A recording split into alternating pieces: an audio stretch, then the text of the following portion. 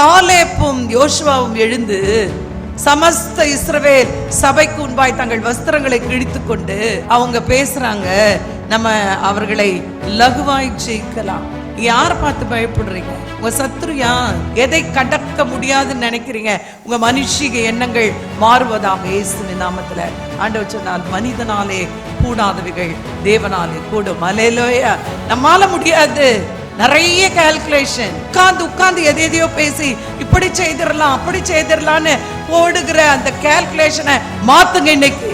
ஆண்டவரை, நீங்க காட்டுகிற வழியில உத்தமனாய் நடப்பேன். நாம ஆண்டவராகிய தேவன் சொன்னா, பாலும் தேனும் ஓடுகிற தேசத்தை உங்களுக்கு தருவேன் என்பது வாக்கு தத்தம்.